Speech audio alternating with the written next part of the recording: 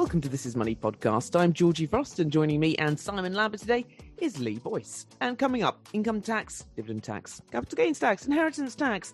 Thresholds all been cut or frozen. But is it time to cut the tax burden and stop dragging ordinary folk into taxes designed for the rich? Simon has his views. Also today, how much have you actually lost to inflation? We do the maths so you don't have to, and probably wouldn't want to after you see the results. And would you buy food 2 years past its best before date to save money?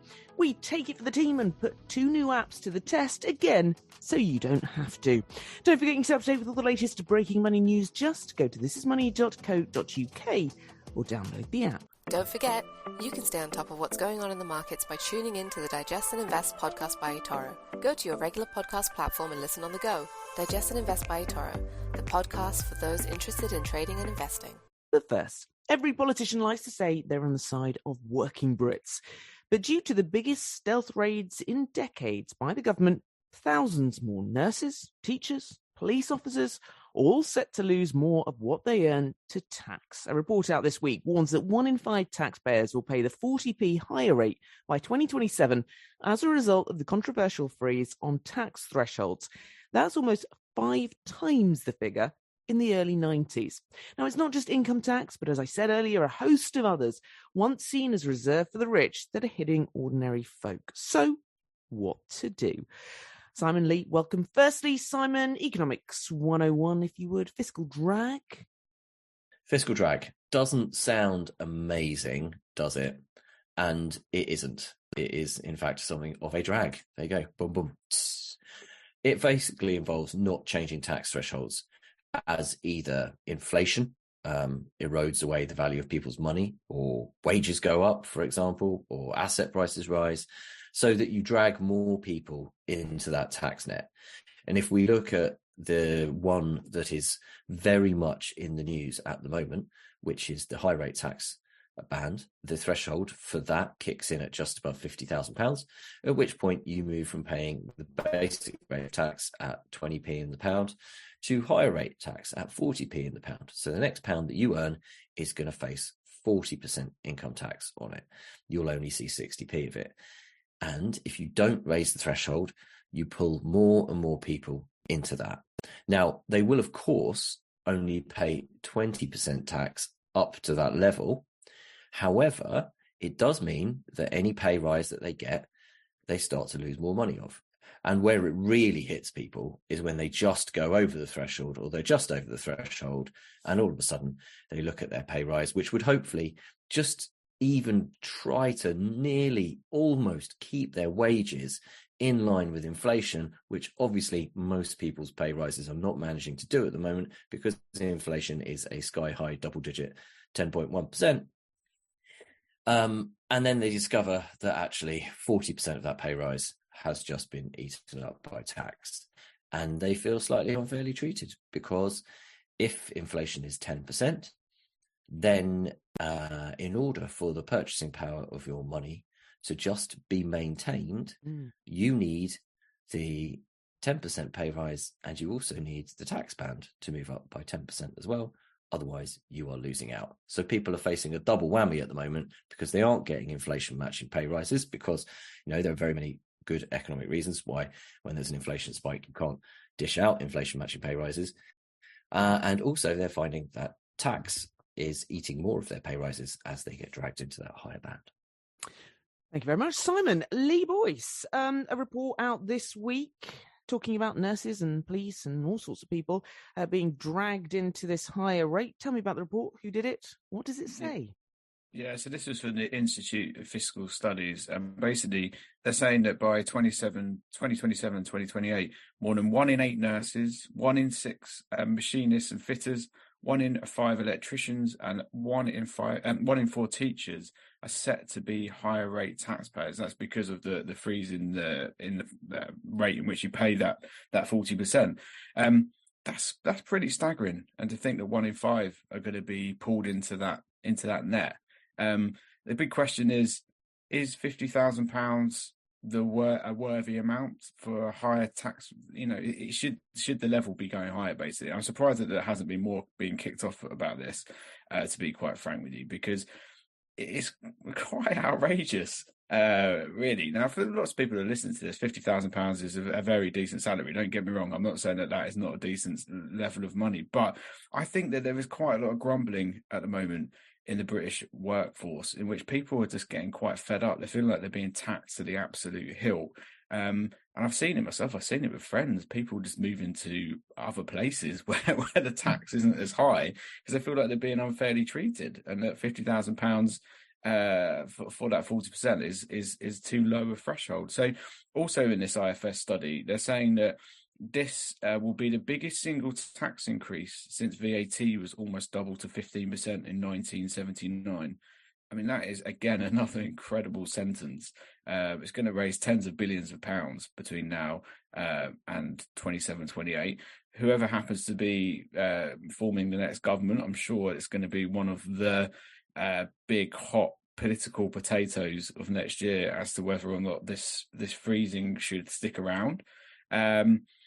But it's a tricky one, isn't it? It's a very high level of tax, I would argue, for a figure that has stayed the same, a wage figure that has stayed largely the same, and more people are just getting hooked into it. Where 1 in 5. I mean, I don't know how fair that is, and maybe people listening think that is fair, but I mean, that seems like an incredible number of people getting dragged into that rate. Well, you say, like, why people are not kicking off? Because, you know, maybe the 7 out of 8 nurses that this won't affect, the 80% of plumbers that this won't affect, the 75% of teachers that this won't affect. It's not really nobody wants to talk about the sort of higher rates anymore, do we? Give money to the rich, isn't it? It's still 1 in 5, isn't that many, is it? But when you delve into the figures here, so for this IFS study saying that by 27, 28, which is where this freeze is meant to sort of end, 7.8 million people will pay higher rate tax, and that compares to 1.6 million 30 years ago. That's a big jump. That's a big jump in numbers. Well, that's a crucial point there that Lee makes before we go into the argument for it. And the crucial point is that this was traditionally higher rate tax, a tax band for the rich. It was, it was considered to be a tax band for the rich. And in fact, the IFS study suggests that the tax threshold would have to be almost doubled from just over £50,000 to almost £100,000 to return it to the level that it was initially intended at. So what you're looking at here is two things. One, another example of a tax originally designed for the rich that is now being levied on a much greater proportion of the population. And there are a number of taxes like that, one of which we're going to get onto in a bit, inheritance tax. Secondly, you're also looking at a scenario where there is a degree of intergenerational unfairness. So go back to the early 1990s, go back to, say, for example, people who are now, professionals in their kind of 30s, 40s, their parents' generation were in the similar life position as they are now. Much less of those members of their parents' generation who were living the same lifestyles, earning a similar amount of money, were paying higher rate tax than those people now. And higher rate tax was designed for the very rich. It wasn't designed for plumbers, electricians, nurses, teachers, things like that. And you're then looking at the scenario, of course, where people are paying a far greater multiple of their wages for houses. People don't have the same company-backed pension schemes in the form of defined benefit schemes, usually final salary back in the day. People don't have, various other benefits that generation got. I mean, for example, any of those people hitting the higher rate tax bracket now, if they have children, start to get the child benefit taken off them, which actually increases their marginal tax rate to potentially above 50%.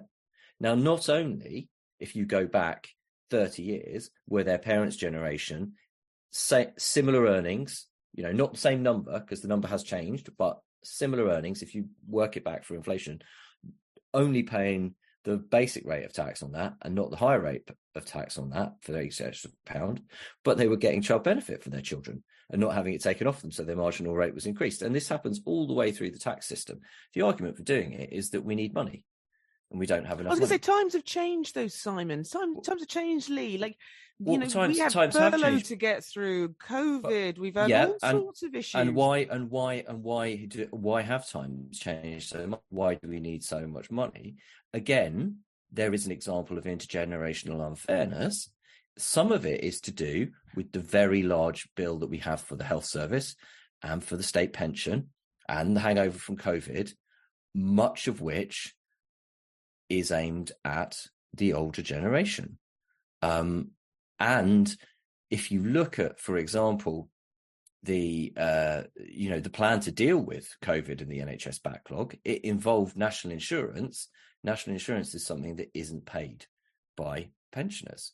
And so that there is an example of intergenerational unfairness going on here. There is an example of a tax that was designed for the rich, hitting normal people. And yeah, maybe that's fair enough, but maybe we need to have a more honest conversation about it rather than doing it stealthily.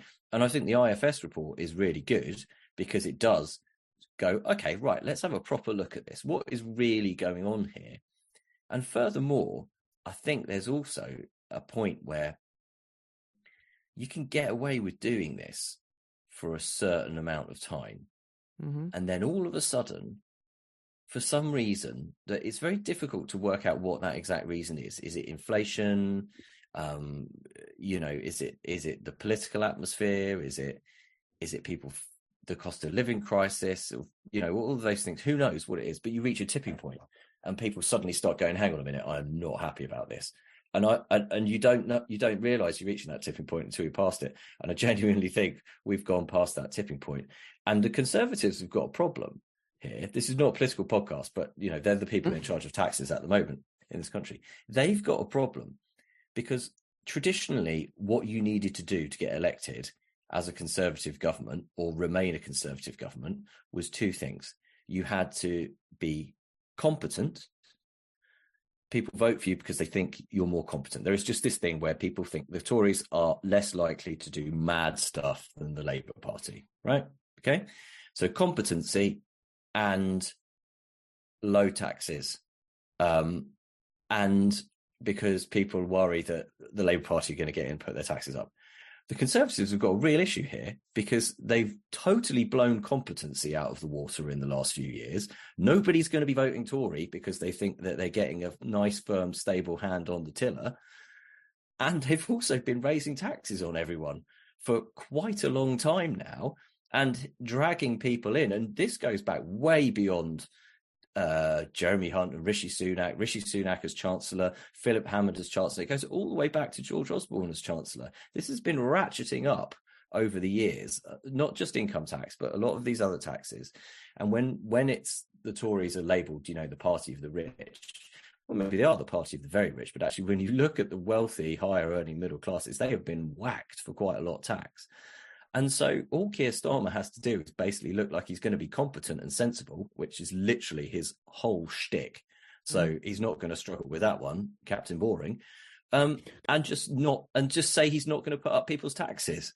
Are we going to get a tax giveaway now in the last couple of years of the government as they desperately try to scrabble to gain favour with people? But more to the point, is it going to be enough? What would you have to do to these taxes to return them to a level where people think they're fair? And to go back to my original point, this is where you start to have an issue, is if you do this for a really long time, fixing it becomes almost impossible. I can't see them doubling the higher rate tax threshold from £50,000 to almost £100,000. Can you? No, not at all. And I also think that anything that might be seen as sort of a gimme to the rich, and I know that we've just discussed this isn't for the rich, after the Kwasi disaster of the 45p issue, I just can't see them touching it. Lee Boyce, your final thoughts on this one? Well, yeah, I can't see them touching it. I mean, it's not been that long since they announced the freezes, and they've somehow kind of trundled away. There's been so much going on. I almost feel like people aren't really seeing the full effects. That's what I think. I think people maybe aren't so aware of this until they sort of land themselves in it and find themselves working up that career ladder and getting themselves nudging over that £50,000 mark. I mean, £50,000, especially in London and the South East, is now the kind of thing that is just getting busted left, right, and centre. Yeah. And I think that it becomes a real, you've got as Simon was talking about, the sort of generational divide. Then you've got the North and South divide. There's just a lot of moving parts and lots of things to consider. But fundamentally, I think that it's incredibly unfair that it hasn't at least gone up with inflation. Yes, inflation has been incredibly high over the last year. I think when you freeze it like that, I think it's a very unconservative thing to do. And I've been quite surprised by it. Yep, indeed. Obviously, it's harder, I think, down south, but I've lived all over the country. You tell me that I don't have 3 kids, by the way, but say you're the sole breadwinner with 3 kids and you're earning £50,000, that is tough. Right, we're going to move on to another tax catching more people in its net, and that is, as Simon alluded to earlier, inheritance tax. It's the most hated of all taxes, apparently, even though relatively few estates actually pay it currently. But again, frozen thresholds and high house prices are making another tax designed for the rich become a headache for more people. Simon, you've been tackling this thorny issue in your column this week. How much of an issue is inheritance tax, really? That depends on which way you look at the scenario. So, for example, if the question is how much of an issue is it in terms of is it catching more people in its net, it's definitely an issue because the number of people being caught in the inheritance tax net, the number of estates, was up 24% over the past year. And that's going to continue. This has been on the cards for some time as the wealthiest generation ever to live, those born post Second World War, start to run up against life expectancy. And that starts to lead to large estates, large inheritances being left, which people look at and go, well, that person's going to inherit loads of money. But when you're on the other end of it, somebody who does inherit money, you're rarely absolutely delighted about it because in many cases it's involved one of your loved ones dying, and you really would probably rather the person was around than the money. So there is a personal element here. But just leaving that to one side, you've got people dying off who in large chunks of the country are being pushed over the inheritance tax band by a combination of their lifetime savings and, of course, their property's value. Property that they paid off the mortgage, and house price inflation means has risen, many, many times over the year. And depending on where you are, your house might be enough to just push you over it by itself. And it's not even a mansion. It's just a 4-bedroom, 5-bedroom detached house. You've got a big house. You've got plenty of money. You're wealthy. But those people, do they consider themselves to be super wealthy? Again, we go back to the whole tax originally designed for the very rich, now catching more ordinary people. But then you look at actually how many estates pay it. And even with it having risen 24%, it's only 41,000. So it's really not that many. Now, this is going to continue to increase, but even the ambitious projections only suggest an increase from 1 in 20 estates to 1 in 10 estates. 1 in 10 is quite a lot. The problem is, though, once you go above the inheritance tax threshold, the tax is 40%. And that can start to be a very large sum of money in one go. So everybody has a nil rate band of £325,000. On top of that, they have a £175,000 allowance for their own home. But that's only if they pass it to a direct descendant. If you're a couple, so if you're married or your civil partners, you can pass on your unused inheritance tax allowance to your spouse or civil partner. So that means that they can effectively double up. So they go from having £325,000 to £750,000, plus the extra bit for their own home takes them up to £1 million. So you could pass on £1 million estate free of tax. Above that, everything is taxed at 40%.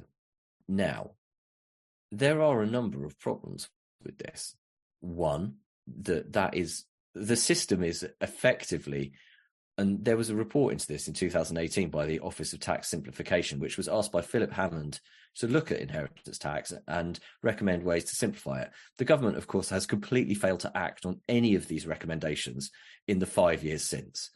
However, it highlighted quite how bonkers inheritance tax is. So the very wealthiest estates pay a lower rate of effective inheritance tax, because once you get to above about the sort of £4 or £5 million mark, it starts becoming very much worthwhile to start involving yourself in some reasonably lucrative inheritance tax avoidance schemes. Buying farmland, for example, works. The rich are just better at tax avoidance. The unmarried are penalised compared to those who are married or civil partners. If you own a home with your sibling and you've lived there for 40 years, you are disadvantaged compared to somebody who owns a home with their spouse or their civil partner and has only lived in it for 2 years. It also penalises the childless because they get to pass on less of their estate without inheritance tax because they don't have the direct descendants. And also there are some annual gifting allowances that are wildly out of date. So the rules permit you to give away up to £3,000 per year without risking inheritance tax liability. A rule that was created many, many years ago, that number would be well over £10,000 now if it had been risen in line with inflation. They also allowed just £5,000 as a special exemption for a wedding. There will be many people who have got married going, £5,000, I wish. It is possible to have a wedding much cheaper than that. Most weddings cost much more than that. But most people's problem with inheritance tax doesn't even zoom in on those details. It hinges around two things. One, they think this is a tax on money they have already been taxed on. So their argument is, I paid tax on this money when I earned it. Why should it be taxed again when I die? This isn't entirely accurate because, for example, the wealth levied at death includes things like the rising value of assets, such as investments and homes. And that rise in the value hasn't previously been taxed. You might have paid tax on the money that you earned to pay the mortgage, but you haven't paid tax on the house price gain that's, over the years. But that's not to say there isn't a point. It is true. The earnings that went into the savings accounts, the investments, and buying homes, they were taxed. So was the savings interest, the dividends, the capital gains, all that stuff along the way. Also, the biggest moan is basically the rate, 40%. It's like nearly half. That's how our brains work, nearly half. And so, people really don't like it. And actually, funnily enough, if you read the comments on the stories, and if you look at the poll that we did, people really, really don't like inheritance tax, and they're very, very vehemently anti it. And I suspect that actually lots of those people, statistically speaking, who are so vehemently anti-inheritance tax wouldn't face it. It's the principle, though, isn't it? Lee, what were the options? What does the poll say on your website? I was going to say, Georgie, actually, I fall firmly in the camp of it will probably never affect me. But as I've said on this podcast numerous times in the past, I'm really not a fan of inheritance tax whatsoever. I think it's a tax on success. And I understand that at the end of the day, passing down vast sums of wealth onto children isn't exactly ideal, but a lot of those people with those big estates end up, as Simon says, avoiding it anyway because they're better at finding ways of doing it, whereas it's more like middle classes that are getting hooked into this because of rising house prices, essentially.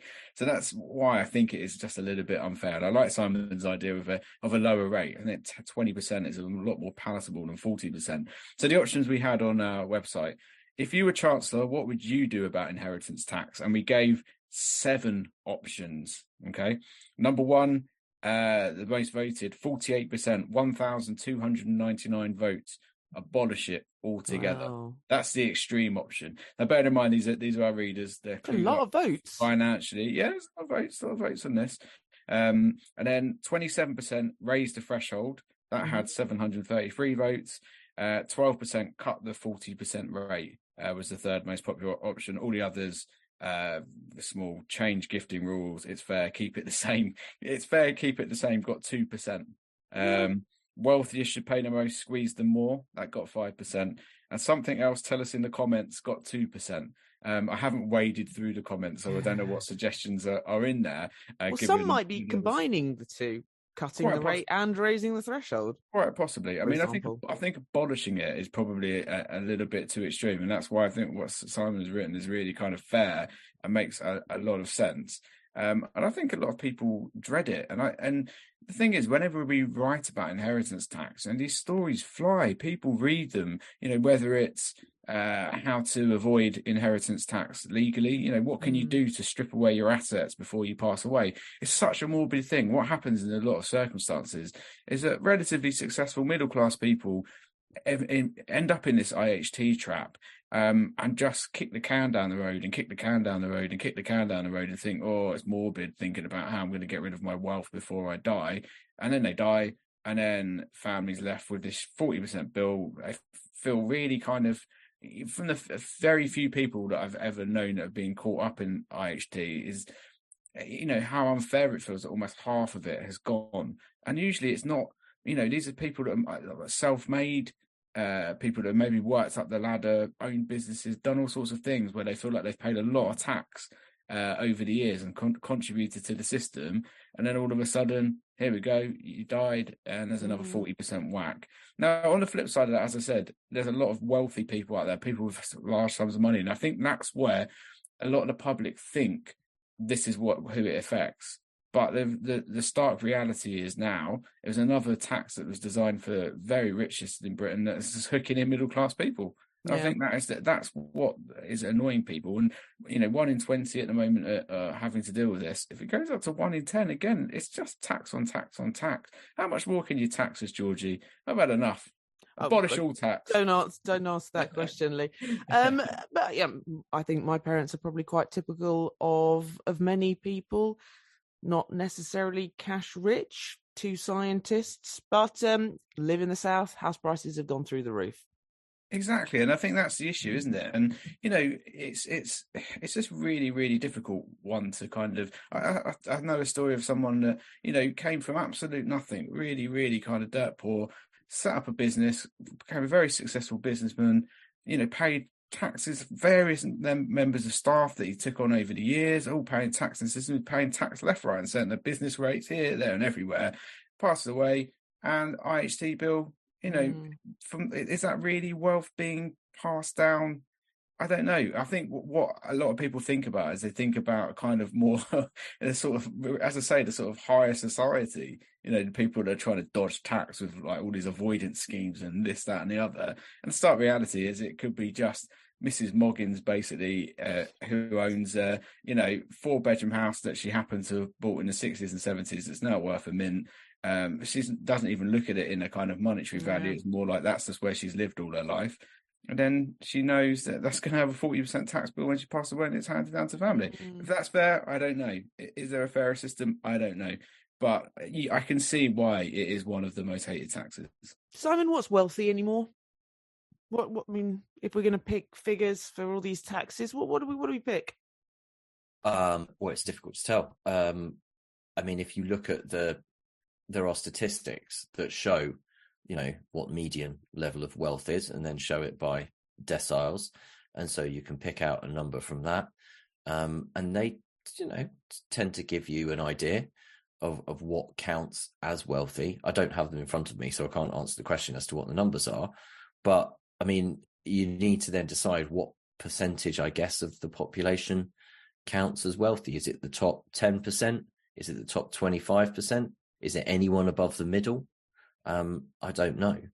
I mean, what I would say about inheritance tax is that it obviously seems a strange thing to be doing, arguing that you should cut it at a time when we need to get as much money in as possible, and we're hitting people heavily in the pocket for income, for example, which a lot more people pay income tax than pay inheritance tax.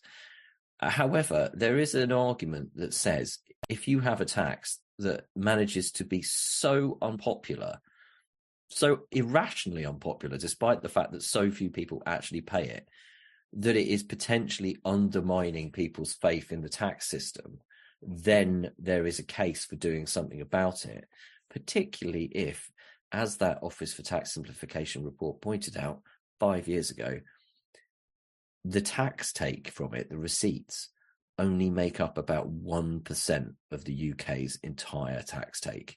So when you look at it that way, you think, is it really worth having this thing? Which is why my argument is, if you're not going to abolish it, then cut the rate, make it 20%, make it a much fairer number. 20% sounds like a much more palatable number. People are totally okay with paying 20% most of the time, apart from VAT, which they get quite grumpy about. And, you go, okay, all right, well, 20%, fine. Make it much simpler. Just have a simple £1 million threshold, 20% above that. Get rid of all the stupid fiddly allowances. They're done. Detoxify it. That's my argument. Detoxify it. And there are many countries in the world that don't have any estate taxes. Among them, Australia, New Zealand, Canada, Mexico, Hong Kong, Macau, and that bastion of low tax capitalism, Norway. Right. You could also do Portugal, Sweden, or Israel. But they probably won't manage to avoid inheritance tax in the UK if you move to those countries, unless you meet quite stringent sets of rules and don't come back here. You can't just nip over there and then nip back kind of thing. Right, that's it for part one. I'm joined now by Sam North of eToro for our weekly look at what's been going on the markets. Sam, how's the past week been? Hi, Simon. Yeah, the Nasdaq and S&P 500 are currently the highest they've been since last August. The DAX has made a new all-time high. Of course, we've seen one for France and the UK already this year. So on the face of it, all seems pretty good, pretty fantastic. But when looking for the catalyst this week, it's got quite a few analysts scratching their heads. Some will put it down to the initial overreaction of the debt ceiling drama. So we've had some more positive news on that front, which has sort of sent markets higher a little bit. Others are pushing it down to the overall positive earnings season that we've had, which is now drawing to a close. But in reality, it just feels like the market is following the path of least resistance for now. Volumes across the board are the lowest they've been for quite some time. And in my opinion, we're really going to need a new story to actually send markets considerably higher or considerably lower. What could that be? I mean, maybe a black swan event, but I'm not entirely sure right now. The debt ceiling does seem like a bit of a non-event. Inflation seems under control. I do think the markets are getting a little bit too excited about rate cuts. So any comments around that may be what drives markets. But if that doesn't happen, then I think markets can follow the path of least resistance, despite the seasonality, which would usually kind of have a hold on markets. So for now, I would just be a little bit patient. And what do we have to look forward to next week? Yeah, next week's got some interesting data points that market participants will want to keep an eye on. We've got global PMI data at the beginning of the week, which is quite a good economic activity indicator for each country. We've also got the latest UK inflation figure, which is finally set to come below 10% and actually somewhere around 8.2%, according to the consensus from analysts. Elsewhere for the UK, we've also got UK retail sales. So come next Friday, we'll have a slightly better outlook for the UK than we do now. Fingers crossed it will look better than it currently does. From the US, we've got a second GDP reading from quarter one, but usually second readings very rarely move the market. And we've also got another inflation metric that the Fed like to keep an eye on. That comes out next Friday, so that's relatively important too. Earnings-wise, we're pretty much done in the US, but companies like Nvidia, who have had an unbelievable year, they report their earnings. Salesforce and also Costco report next week. So they'll be worth keeping an eye on as we get to the back end of the month. Thanks very much, Sam. Speak to you next week for another update. Welcome back. Inflation, it's high. We talk about it a lot. Stuff is expensive at the moment. It's been expensive for a while. But as we've been talking about, house prices have been soaring. Savings rates have peaked at 5%. And many investors will be feeling, better off than they did 3 years ago. So how much has it really cost us? Lee, talk to us about Ed's article, would you? Woo, we can get 5% on our savings. Bad news, inflation still double digit. So you're losing in real terms. But hey, at least it's not 1% and we're facing 10% inflation. Every cloud, Lee. Every cloud. So Ed went off and got AJ Bell to crunch some figures for us. Which I'll give them in two blocks and then we'll talk about them. So basically, since the start of 2020, he asked how things have performed in a monetary value in terms of growth, and then adjusted it for inflation. So, for example, if you put 10 grand in a global equity fund, that'd be worth £2,534. That's nominal growth of 25.3%. But when you adjust it for inflation, the actual real rise is 5.2%. And it's actually worth £10,521. So £521 growth, not too bad. Second in the list is property. We've had the property boom since the pandemic, which again, I sometimes just sort of pinch myself and think, what on earth? Like when we were first talking in the pandemic and house price crash predictions, and it's just stayed resilient, hasn't it? I mean, it's quite crazy. Anyway, 24%, that would return to £12,404 on 10 grand. Adjusted for inflation, that's 4.1%. It's actually £10,412. But this is where things get a little bit more bleak. So if you had an instant access savings of 1%, which, okay, in the last year they've been ticking higher, but 1% was pretty standard for 2020, 2021, and most of 2022. You'd have £10,102 since the start of 2020. Adjusted for inflation, that's minus 15.2%. So that would actually be worth £8,480. And then if you had it just sitting in a current account or something or 0%, obviously that'd still be 10 grand, but it adjusted for inflation, that's minus 16.1%. So £8,394. So if you've kept money under the mattress, it probably hasn't been the best, the best thing to do. But actually, I think that what kind of shocked me about that was just how little the difference is between having the money in instant access and having it earning nothing at all. So you can see why a lot of people were just shunning saving and just thinking, what's the point? Which is something that we always talked about and always have talked about. Now, I think this is a more accurate and more of we always talk about the longer term and thinking things over the longer term. So over the last decade, we've got them to crunch the same figures. So a global equity fund, 132.6%. Before inflation, adjusted for inflation, 77.1%. That's a return on £10,000 of £17,705. So that's a nice return. That shows you that long-term investing, pretty good. The same for a UK equity income fund, 68%, adjusted for inflation, 27.9%. In real returns, that would mean £12,786. So not as good as being in a global equity fund, but still not a bad thing to do. Now, if we flip it into, and we'll talk about property here as well. So property, 71.5%, adjusted for inflation, that's 30.5%, a real return of £13,049. So a £3,000 bump, basically, if you had it in property over the last decade. Now, going back to the instant access, we've used a figure of 5.2%, which I think is pretty big. But you got to remember, a decade ago, there were some rates floating around that were fairly high, and we've had some rates floating around recently that are pretty high. But that does sound like a high amount to me. But even so, it's actually a return of minus 19.9% when adjusted for inflation, which would be now £10,000 would be worth £8,010, which is pretty mad. That's on 5%, 5.2%. If you had it just 0%, just 10 grand, minus 23.9, that's worth £7,611. So what this data that Ed got crunched from AJ Bell shows is just how much inflation can ravage basically your money, and depending on what you do with it.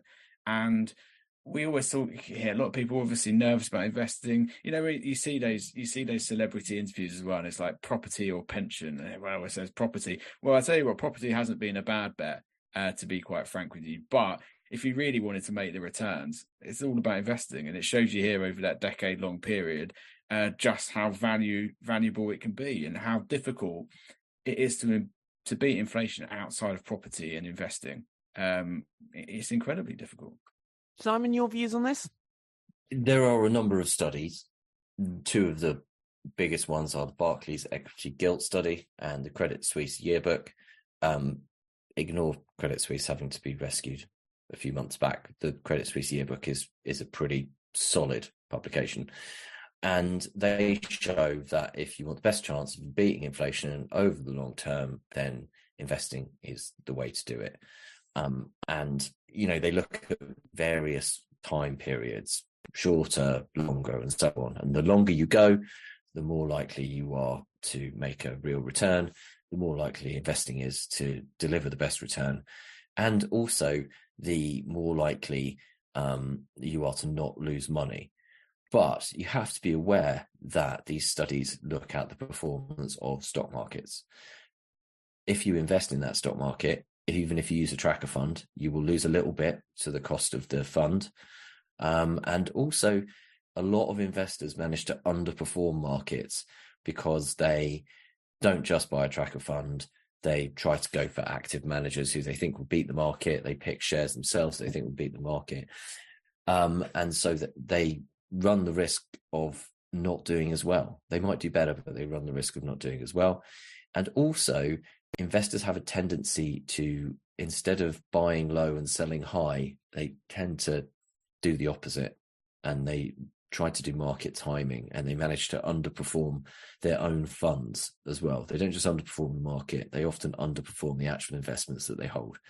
So think long term, be careful about what you invest in, and before you buy any investment, hold it up and Marie Kondo it. And instead of asking, does it bring me joy, ask, does it do anything that a cheap, simple global tracker fund wouldn't do instead? Indeed. Good advice there, Simon. Meanwhile, you might be losing money through inflation, but the banks have been somewhat raking it in. Profits looking rather healthy. So Nationwide, just heard this morning, wants to give you some of that money back. Simon, just briefly, what's this about? This is about Nationwide Building Society revealing its annual results, and it made a stonking £2.2 billion in pre-tax profit, up 38% on last year, as it basically cashes in while interest rates rise, which enables it to make more money. However, Nationwide is a building society, so it is owned by its members, and that means that its profits should go back into delivering better deals for its members, better savings rates, better mortgage rates, and so on. And to an extent, this is true. Many Nationwide members would grumble that they don't see as much of it as they think they should do in terms of that. Nationwide has a slightly tricky position, though, in being the biggest building society. If it offers a really, really cracking savings rate, then it faces a massive rush of people taking it out. However, as a Nationwide member of many years, I do not necessarily believe that many of the savings products it has offered me over the past 2 decades have fully reflected the amount of money that Nationwide has made, and it being a kind of, on your side, we're delivering you a better deal. But I then do also realise that it has a lot of customers. However, its latest wheeze is to give all of its qualifying members £100. Woohoo! Mm-hmm. Yeah. So basically, if you are a Nationwide member and you meet the eligibility criteria, which is that you must either have a current account and a savings product, or a current account and a mortgage product, then you will be bunged £100. And the qualifying things are current accounts. Your account must have been open on the 31st of March 2023, and you must still have a current account in June. Savings, you will have had qualifying savings if you had at least £100 in total in one or more personal savings accounts or cash ISAs with Nationwide at the end of any day in March 2023. And mortgage, to be a qualifying mortgage customer, you must owe at least £100 on your Nationwide residential mortgage on the 31st of March 2023. They announced it this morning. Members are getting emails in their inbox this morning offering them £100 from us as part of Nationwide's fairer share. So there you go. That's great. I tell you who's going to get a lot more than £100 though. Nationwide's chief executive, Debbie Crosby. Yeah, that's one of the other things Nationwide has been criticised for over the years. The amount of money that its executives get paid. I mean, we're talking big cheese, much more than £100. Yeah, but £100 better than a smack in the face with a wet fish. And we couldn't all run Nationwide Building Society. So yeah, there you go. Exactly. I mean, they could rotate it around. Here's a question. If Nationwide rotated the chief executiveship around all of its members and then divided up the salary and paid them it, would they get more or less than £100? I think it's probably less, actually. Possibly. Right. Talking of fish, though, moving on. Finally, food prices near record highs, cost up by over 19% in 1 year alone. Savvy shoppers, as we know, have been doing all sorts of things to bring down the price of their weekly shop. But how far would you go? Well, This Is Money have tested 2 apps that buy up food that's close to or past its best before date, or has slightly damaged packaging, and sell it on to us for a big discount compared to what we'd normally pay in the shops. Lee, tell me about the apps. Good idea? Not a bad idea. I wouldn't recommend buying 2-year-old fish, though. No. Potentially in a tin, but even then, I'm not sure.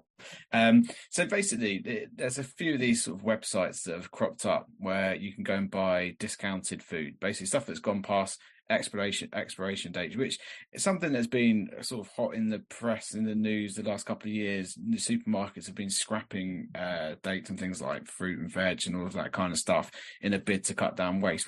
We waste a lot in this country. We throw away a lot of food. We're guilty of it. We're guilty of throwing away all sorts of produce that basically we should have eaten and probably shouldn't have bought in the first place. So while we talk about food inflation being at 19%, I think that a lot of people probably have become a bit savvier in that regard and trying not to bin as much as what they're going through.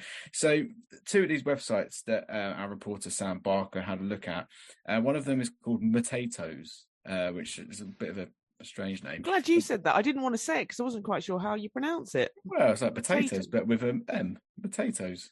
All right. Potatoes. Which I get targeted adverts for quite frequently. Do you? You've got quite a big. They know me. They know that I'm after a bargain. They know that I'll eat anything, and that I don't really care about Best Buy dates. I'll just do it. So that's probably why I'm probably their target audience. I would suggest. So what Sam did is he bought a kind of box of discounted goods, and some of these are, gone fairly past their expiration date. Sam says he liked it. There was plenty of food in there that was absolutely fine.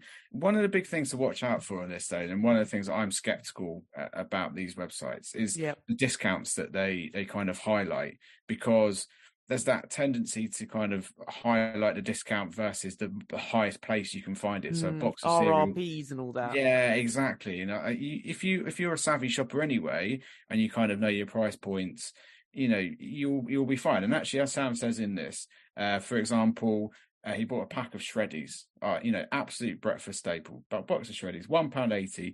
Potatoes called it a 42% discount on the normal retail price of £3.10. But he's found it for £2.79 in Iceland, £2.46 if you buy it off Amazon. So still a discount, but not as big a discount as what they're advertising on the website. So you have to bear that in mind when and if you are tempted by one of these. The other one that he used is called Approved Food. So potatoes came without a delivery fee, which is sometimes, I think, some type of thing that puts people off. But if it's free, which it was for his order over £40, you might be more likely to do it. Approved Foods, it was a £3 delivery fee. Very similar, to be honest. Lots of canned goods and lots of stuff to basically snap up that are past their Best Buy dates, but you're going to save money on. The thing I would say about that, though, is that how many of us have old tins of beans and tomatoes and stuff floating around in the cupboards already? I mean, I'm not sure how much cupboard items people really need to stock up on. I mean, I'm talking about myself here. I find stuff floating around inside cupboards from years ago, and I'm going to be totally frank with you here, Georgie. We throw hardly anything away in this house. There is no Best Buy dates. I caught my wife giving my daughter like 6 week out of date yogurt the other day. Oh my word! She's like, "It'd be fine." Oh, I draw the line at dairy or meat. Did a sniff test. Is it okay? Brooke tried it. She was like, "Yeah, it's fine." We're all alive. We're all fine. I draw the line at certain things. I'm never going to eat things like off meat. But I even find things like milk now. Milk lasts. It feels like it lasts forever. Does it ever go off anymore? What are they pumping into it? I mean, honestly, I sometimes open a carton and it goes on for about 10 days. I don't remember that. So, it depends on your lifestyle. It depends on your house. The other thing also I would say is if you go, I am not adverse to going shopping somewhere like Poundland. Listen, I mean, I still love sniffing out a bargain. I don't care. We've got a great Poundland up in Raleigh High Street. I go up in there. A lot of the food and things that they sell in there, is close to best by date. They can't get away with selling things that have gone over. But you have to know your price points, because there are things and items in there that are more expensive than you can get them in the supermarket, especially if you go into a supermarket and you find things that are on discount and that kind of thing. But I'm having a real love-hate relationship with supermarkets at the moment, Georgie. I'm annoyed that I have to go into Tesco and Sainsbury's now and have to use a loyalty card in order to get the best price. It really annoys me. I think that's driven me to go to Aldi and Lidl even more, because I don't have to muck around. I don't want to do all this loyalty stuff and data and all that kind of thing. So, there's lots of things. There's a lot of people out there that I think, especially this new world, that get food deliveries, for example, from some of the big supermarkets. So Tesco, Sainsbury's, all of these got Ocado. They all have these passes that you can use over the course of the year. Relatively good value, to be honest. I think they start from about £40 for the year to get unlimited food deliveries to your door. I think a lot of people do repeat orders and all that kind of thing now. I think with the food inflation stuff, people know their price point. So all of a sudden, if they see a jar of coffee that they've been buying for the last 5 years and it's cost £4.50, and now all of a sudden it's £6.50, they ain't having it. And they just switch brand. And I think there's a lot of people out there at the moment doing that kind of thing. If you are someone like this, these two websites might be for you. It's worth having a fish around, seeing what's on there. You're not going to be able to do your weekly shop on there, because there's things that clearly that it's not going to have. Things like fruit and vegetables, support your local greengrocer, support your local butcher. That's what I would say. There's no such thing as best by dates on fruit and veg. You know when it's gone off. It just doesn't look good, and it doesn't taste right. It doesn't smell right. So you just get rid of it. So for that reason, Georgie, as I would say in Dragon's Den, I'm out. Marvellously. Honestly, we've missed you. Right, that's it for this week. You can keep up to date with all the latest breaking money news. Just go to thisismoney.co.uk or download the app. If you have any comments or questions for the team, anything you'd like them to look into, 6-week-old yogurt. Simon? Don't look too closely into a 6-week-old yogurt unless you like the mould staring back at you. You can email us at editor@thisismoney.co.uk. You can tweet us at thisismoney. Come to thisismoney.co.uk/podcast. Find all podcasts past. Join in the debate, read comments, have your say in our poll, or tell us how much you hate inheritance tax or how it should be whacked up to 100% and we should squeeze the rich till the pips squeak. And if you like our podcast, why not rate us wherever you found us? It helps other people find us too. Don't forget, you can stay on top of what's going on in the markets by tuning in to the Digest and Invest podcast by eToro. Go to your regular podcast platform and listen on the go. Digest and Invest by eToro, the podcast for those interested in trading and investing.